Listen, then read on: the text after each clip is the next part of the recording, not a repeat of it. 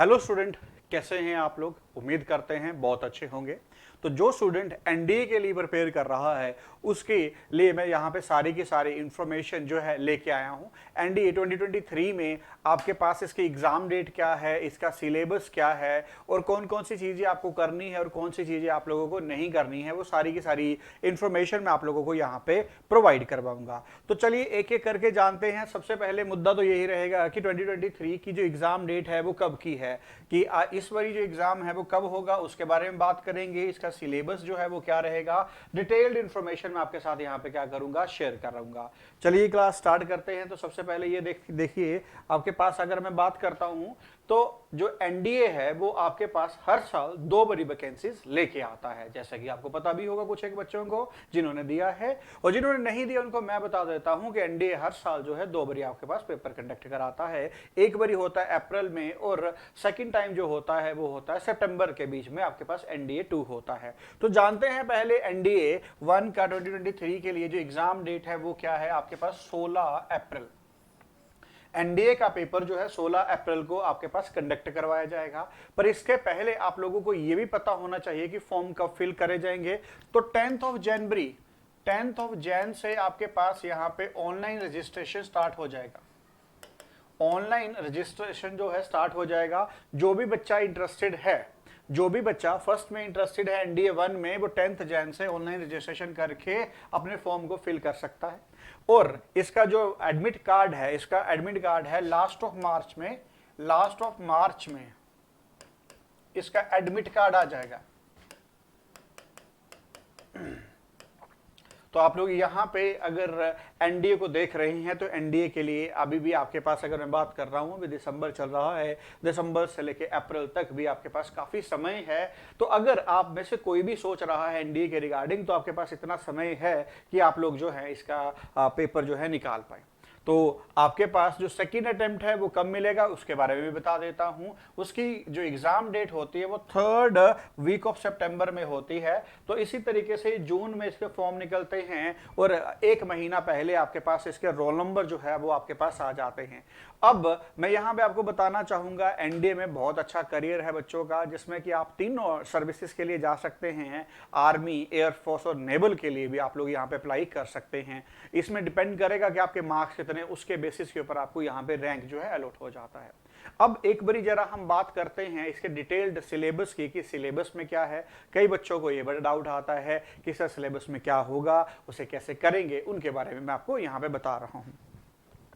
तो उससे पहले एक छोटी सी इन्फॉर्मेशन आप लोगों के लिए कि ज्ञानम ने पिछली बारी भी एनडीए का कोर्स स्टार्ट किया था, तो इस बारी भी एनडीए हम लोग यहाँ पे परस्यू करवा रहे हैं। तो जो बच्चे ऑनलाइन लेना चाहते हैं वो ऑनलाइन भी ले सकते हैं, जो बच्चे ऑफलाइन लेना चाहते हैं वो ऑफलाइन भी ले सकते हैं। हमारा फ्रेश बैच स्टार्ट हो रहा है 19 से 19/12/2022 से हमारा मंडे को यहाँ पे बैच स्टार्ट हो रहा है। तो आप अपनी सीट जो है अभी बुक करवा सकते हैं। हमारे पास यहाँ पे दिए हुए नंबर पे 9117343434 99146332 इन दोनों नंबर के ऊपर आप लोग क्या कर सकते हैं, कॉल करके अपनी सीट को बुक करवा सकते हैं। चलिए अब बात करते हैं डिटेल्ड सिलेबस की। तो ये रहा डिटेल्ड सिलेबस। सबसे पहले बात करते हैं मैथमेटिक्स की। अगर मैं बात यहाँ पे करता हूँ मैथमेटिक्स, तो मैथमेटिक्स में आप लोगों ने जो अभी 10th क्लास में, आपके पास 11th क्लास में एंड 12th क्लास में जो आप लोगों ने पढ़ा है वही सारा का सारा मैथमेटिक्स यहाँ पे आएगा।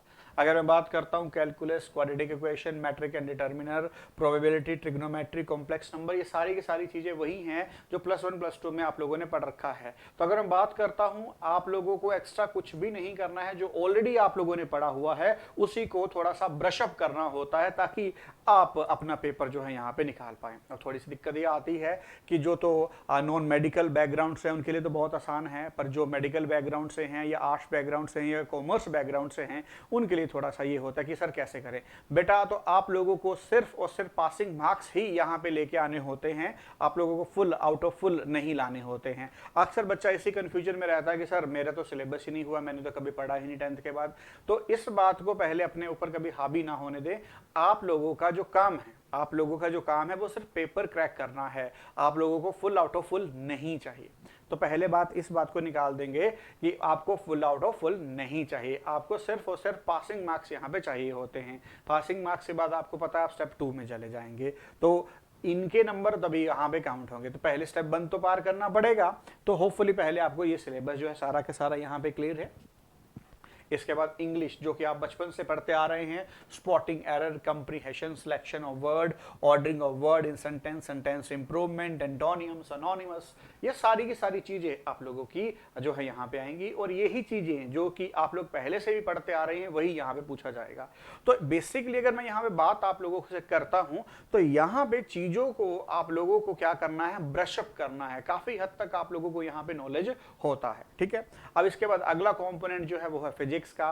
तो फिजिक्स में भी आप लोगों के पास ये मैंने डिटेल्ड सिलेबस यहाँ पे बता रखा है। Physical properties of state and matter +1 में भी पढ़ते हैं, +2 में भी पढ़ते हैं। Mode of transformation of heat, mass, weight, volume, sound, ये सारी की सारी +1 की है। तो ये सारे का सारा सिलेबस जो है आपने कुछ +1 में भी किया होगा, कुछ +2 में भी किया होगा। अब मैं बात करता हूँ यहाँ पे जो विदाउट मेडिकल या नॉन मेडिकल है, उनको अक्सर ये लगता है कि सर ये तो बहुत ज़्यादा है, हम कैसे पढ़ेंगे। तो मैं आपको बता देता हूँ बेटा, 50 मार्क्स का आपके पास साइंस का पोर्शन आएगा, जिसमें आपके पास फिजिक्स, केमिस्ट्री, बायो, ये सारी की सारी चीज़ें मिला के आएंगी। तो अगर आप इक्वल नंबर, मतलब अगर आप 4 4 5 10 10 क्वेश्चन भी अटेम्प्ट करके आते हैं तो मोर देन इनफ है। सारे के सारे टॉपिक में चुनिंदा क्वेश्चन आपके पास आते हैं, ये डिटेल्ड रिलेशन में हमने आपको बता रखा है कि यहाँ से भी आने के। बट अगर आप तैयारी करते हैं तो आपको आइडिया हो जाता है कि हाँ इस टॉपिक में से इतने ही नंबर का आएगा। तो आपकी जो तैयारी है वो कंप्रीहेंसिव है, पेपर ओरिएंटेड है, तो उतना ज़्यादा आपको नहीं पढ़ना है। सिर्फ और सिर्फ हम वही चीज़ें पढ़ाएंगे जो आपके पास एग्जाम में आती हैं। तो ये सारा का सारा एक बार, जैसे ये ह्यूमन आई की अगर मैं बात करता हूं तो यहाँ से कन्फर्म क्वेश्चन आते हैं। और ये ऐसी चीजें हैं कि लोअर क्लासेस में भी आप लोग प्रैक्टिकल करते हैं। कन्वेक्स क्या होता है, कनकेव क्या होता है, ऐसी ऐसी चीजें आप लोगों से यहाँ पे पूछी जाती हैं, ठीक है। तो ये काफी हद तक आप लोगों की वो चीजें हैं जो कि आप लोग अपनी रूटीन लाइफ में यूज करते हैं।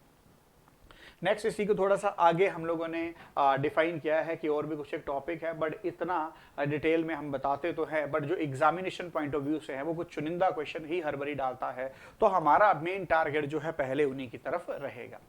नेक्स्ट आगे अगर बात करते हैं केमिस्ट्री, तो केमिस्ट्री में भी वही सारी चीजें हैं जो +1 में और +2 के सिलेबस में आप लोगों ने पढ़ रखा है। तो यहाँ पे वही चीजों को आपको क्या करना है, ब्रशअप करना है। और उन पे यहाँ पे अप्रोच आप लोगों को सीखना है कि कैसे कम टाइम में हम इन क्वेश्चन को क्या कर पाए, अटेम्प्ट कर पाए। अगर आपकी अटेम्प्टेशन अच्छी है तो कम में भी आप लोगों के मार्क्स जो है निकल जाएंगे।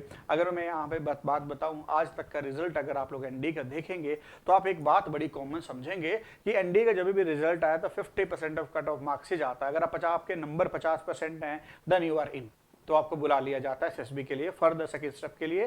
तो मेन आपको ये नहीं देखना है कि मैं तो इस बैकग्राउंड से नहीं हूं, कोई दिक्कत ही नहीं है, हमें सिर्फ और सिर्फ एग्जाम ओरिएंटेड तैयारी करनी है, ठीक है। तो अब देखिए जनरल साइंस की अगर मैं बात करता हूं तो ये बहुत आसान है, जो कि आप लोग हर किसी बच्चे ने, चाहे वो आर्ट्स का हो, कॉमर्स का हो, साइंस का हो, उतना आप लोगों ने यहाँ पे सभी ने पढ़ रखा है कि एनसीईआरटीज तो आप सभी ने पढ़ी होंगी। ये सारी की सारी चीजें वहां से ही ली गई हैं। एनसीईआरटीज की अगर मैं बात करता हूं तो सारी की सारी चीजें ही आप लोगों ने वहां से ली गई हैं, ठीक है। एक एक चीज आप लोग देख सकते हैं, common epidemic and their cause and prevention, difference between the living and non living, food source, energy of man, basic life cells, ठीक है। ये सारी की सारी चीजें जो हैं आप लोगों ने लोअर क्लासेस में पढ़ रखी हैं। अब इनमें भी जो पर्टिकुलर क्वेश्चन आता है वही आप लोगों को यहाँ पे देखना रहेगा। तो इस वजह से आप अगर एनडीए या डिफेंस का सपना देखते हैं तो एनडीए के लिए आप बहुत ही अच्छा चांस होता है, जिसमें कि आप अपना करियर अच्छे तक बना सकते हैं।